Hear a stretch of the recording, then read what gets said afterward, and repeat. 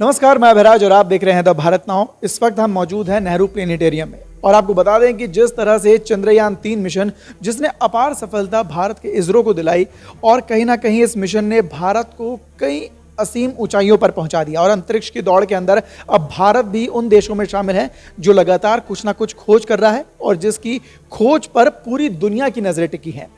लेकिन अब भारत और इसरो सिर्फ चांद पर ही सीमित नहीं रहने वाले, बल्कि अब हमारा अगला टारगेट है सूर्य की तरफ। जी हां, बहुत जल्द भारत यानी कि इसरो अपने आदित्य L1 मिशन को लॉन्च करने जा रहा है। लेकिन यह मिशन इतना जरूरी क्यों है और इस मिशन का क्या फायदा मिलने वाला है हमारे देश को, इस दुनिया को, और साथ ही साथ अंतरिक्ष की खोज के अंदर आदित्य L1 मिशन कितना जरूरी है, आइए इसके बारे में जानते हैं अंतरिक्ष के विशेषज्ञ से। इस वक्त हम मौजूद हैं नेहरू प्लेनेटेरियम में और हमारे साथ मौजूद हैं सीनियर नेहरू प्लेनेटेरियम इंजीनियर जो कि हमें इसके बारे में बताएंगे, ओपी गुप्ता जी। सर, सबसे पहले तो आपका हमारे चैनल के अंदर बहुत बहुत स्वागत है। जिस तरह से सर चंद्रयान-3 सफल रहा और अब अगली बार हम जा रहे हैं सूर्य की तरफ, तो आदित्य L1 मिशन के लिए क्या कहना है और क्यों, मतलब क्या है ये मिशन? देखिए, चंद्रमा और सूर्य, चंद्रमा तो हमारे साथ सबसे नज़दीकी हमारा नेबर है ब्रह्मांड में, लेकिन सूर्य हमारे लिए सब कुछ है। हमारे यहाँ हमारे इसमें ऊर्जा का स्रोत है, जीवन का आधार है, ये सारी चीज़ें हैं। तो सूर्य पे के अध्ययन के लिए बहुत सारे कंट्रीज, जैसे खासतौर से नासा है, यूरोपियन स्पेस एजेंसी है, इन लोगों ने तो कई अंतरिक्ष अभियान भेज चुके हैं।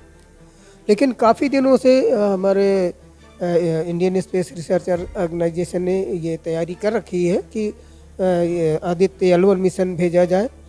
तो वो आदित्य L1 मिशन, आपको ये हो कि L1 क्या है, ये है कि L1 means long range point 1।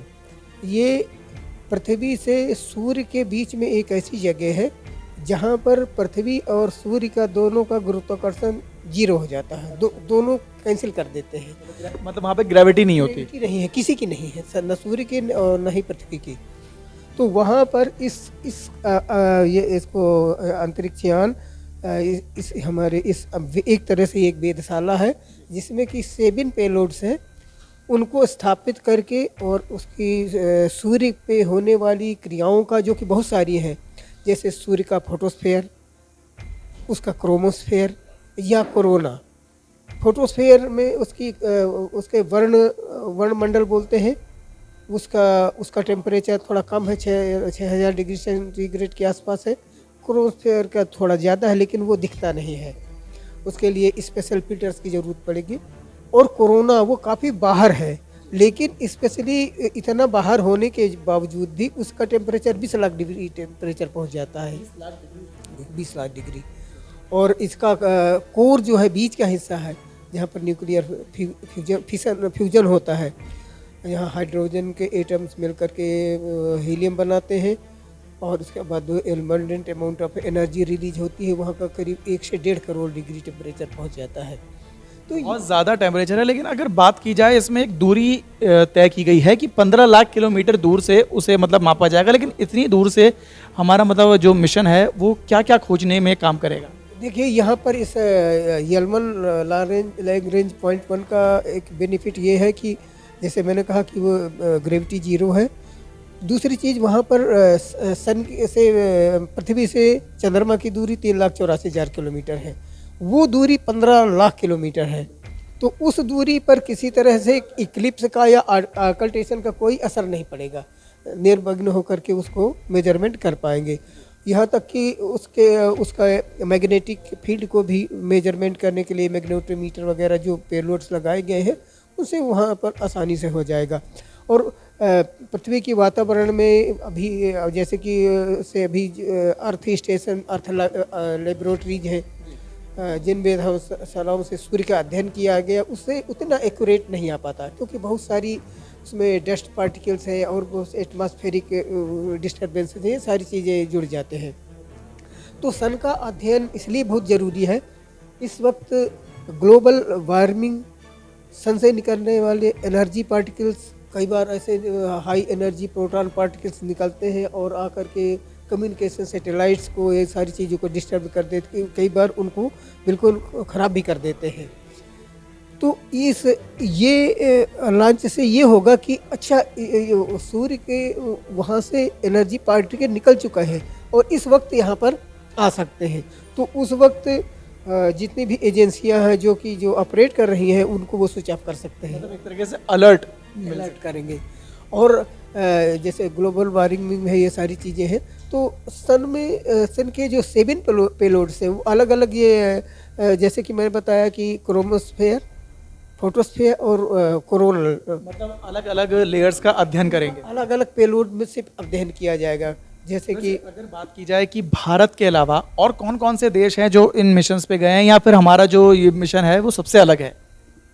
देखिए, और देश जैसे कि बताया ना कि आपके ये नासा और यूरोपियन स्पेस एजेंसी, शायद चाइना भी गया है, तो जापान, ये लोग जाकर के इन्होंने अपने स्पेस, अभी तक टोटल 22 स्पेस क्राफ्ट एजेंसियां यहाँ पर सन की स्टडी के लिए गए हैं। ये पहली बार है कि हमारा आदित्य सूर्य का एक पर्यायवाची है, तो आदित्य लॉन्च करके हम उसको एक ऐसी जगह रख रहे हैं जहाँ से अधिक हमें डेटा मिल सके, और उसको एनालाइज करके उसमें स्पेक्ट्रोफोटोमीटर है, एक्सरे लेबोरेटरी है, और इसमें फोटोस्फीयर के मेजरमेंट के लिए उसमें विजिबल रेंज में अल्ट्रा वायलेट रेस को लेकर measurement, visible range, ultra violet range, इन सारी मीडियम में उनका अध्ययन करेंगे। और अध्ययन करके क्या कंक्लूजन होता है, तो आगे बहुत सारे, क्योंकि सूर्य से ही सब कुछ है, चाहे बरसात हो, चाहे सूखा हो, या क्लाइमेट चेंज है, बाढ़ आ रही है, सारी चीज़ें सूर्य पर ही आधारित है। और सूर्य से की इस स्टडी से अलर्ट करने में आसानी होगी। अच्छा, ये तूफान आने वाला है, क्योंकि जो तूफान भी जो आता है ये इसमें समुद्र में, वो भी सन की एक्टिविटी ही है। जब टेम्परेचर अल्नीनो या लानीना, ये सब क्या है? ये होते हैं सेंट्रल पैसिफिक का टेम्परेचर जब बढ़ जाता है, वो सन से ही होता है। तो ये एक किसी में या तो बारिश ज़्यादा हो गई और कहीं पर हो तो सूखा भी पड़ जाएगा। तो इन सारी चीज़ों का अध्ययन, और इसमें एस्ट्रोनॉमी का ज़्यादा हाथ है। और वैसे भी इसको PSLV-3 rocket, PSLV-3 axle rocket से इसको लॉन्च किया जाएगा, और ये इस 15 लाख किलोमीटर दूरी तय करने के लिए इसको लगभग 4 महीने का समय लगेगा। क्योंकि हमारे स्पेस मिशन बहुत ही किफ़ायती, स्लो बट स्टडी है। जैसे किफ़ायती की बात करें तो आपको बता दें कि आदित्य L1 मिशन का बजट 400 करोड़ है, जो कि मतलब काफ़ी कम है अगर देखा जाए। अब तो इतने में हमारे यहाँ की फिल्में बन रही हैं, इससे ज़्यादा की। तो ये क्योंकि हमारे जो वैज्ञानिक है वो बहुत ही मेहनती हैं, और उनको कोई ये नहीं है कि नहीं हमें ये कुछ मिलना चाहिए, वो दिन रात काम करते हैं, मेहनत करते हैं। और वो इस 2 तारीख को 11:50 पर लॉन्च होगा, और अब उम्मीद करते हैं कि वो एक पॉजिटिव रिजल्ट 4 महीने बाद देखा जाए लॉन्चिंग टाइम पर क्या क्या अड़चनें हो सकती हैं, अगर सोच के पहले से चला जाए कि ये ऑब्स्टेकल्स हैं जो कहीं ना कहीं हमें फेस करने पड़ सकते हैं, तो उनके बारे में कुछ बताइए। देखिए, लॉन्चिंग के लिए तो उन्होंने प्रिपरेशन पूरी है, और ऐसा कुछ अभी इंडिकेशन नहीं दिया, क्योंकि PSLV रॉकेट से तो कई चीज़ें पोलर सैटेलाइट से लॉन्च की जा चुकी हैं, तो उसमें ऐसी कोई खामी नहीं है। चंद्रमा की जो साउथ पोल की लैंडिंग थी वो बिल्कुल अलग थी, और ये इसको तो हमें एक कहीं किसी जगह रखना नहीं है, ये तो स्पेस की 0 ग्रेविटी कक्षा में जो लॉन्ग रेंज पॉइंट 1 है वहाँ पर स्थापित किया जाएगा, और वो इसको चक्कर लगाकर, मतलब चांसेस 100% है कि ये सफल रहेगा। जी जी। अब अगर बात की जाए कि इस मिशन को लेकर क्या उम्मीदें जताई जा रही हैं कि किस तरह का डाटा निकलेगा आने वाले भविष्य के अंदर, ये किस तरह से सकारात्मक प्रभाव डालेगा हमारी रिसर्च पर? ये रिसर्च प्रोजेक्ट है, और इस तरह के रिसर्च ये तो स्पेस में जाकर के कर रहे हैं, वैसे भी IIT वगैरह में, वहाँ पर भी बहुत से एक्सरे में, अल्ट्रावायलेट में, UV में, लेज़र में, मैं तो रह चुका हूँ वहाँ लेज़र से और अल्ट्रावायलेट UV सब से उनके जो PhD स्टूडेंट्स हैं वो अपने उसके सैंपल रिसर्च करते रहते थे। तो ये रिसर्च है, उससे जो एक पॉजिटिव चीज़ आएगी वो हमारे मैनकाइंड के लिए वो उपयोगी होगी। और ये अगर सफल रहता है तो इसके बाद क्या? उसके गगनयान की भी तैयारी चल रही है, वो तो काफ़ी पहले से भी चल रही है। और इसमें अभी प्रधानमंत्री जी ने भी कहा कि हम शुक्र में भी जाने के लिए तैयारी करेंगे, और मार्स में पहले भी गया है, मार्स में और भी आगे भी जा सकते हैं। इस तरह से धीरे धीरे तो प्रोग्राम चलते रहते हैं। और चंद्रयान के 3 के जो पूरे रिजल्ट्स आने के बाद में और पता चलेगा कि आगे फिर चंद्रमा के लिए क्या करें।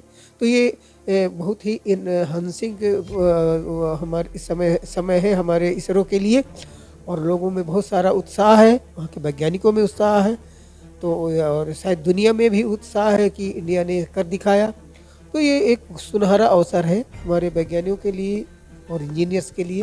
तो ये थे ओपी गुप्ता जी, जिन्होंने अपने ज्ञान के साथ हमें बताया कि किस तरह से आदित्य L1 मिशन है वो किस तरह से इसरो के लिए, भारत के लिए और पूरी दुनिया के लिए कितना महत्वपूर्ण है, और आने वाले वक्त में ये क्या क्या रिसर्च करके क्या क्या डेटा वहां से भेजेगा। फिलहाल के लिए इस वीडियो में सिर्फ इतना ही। इस वीडियो पर अपनी राय हमें कमेंट बॉक्स में कमेंट कर जरूर बताएं। मैं अभिराज, कैमरा पर्सन शुभम के साथ, भारत नाउ, दिल्ली।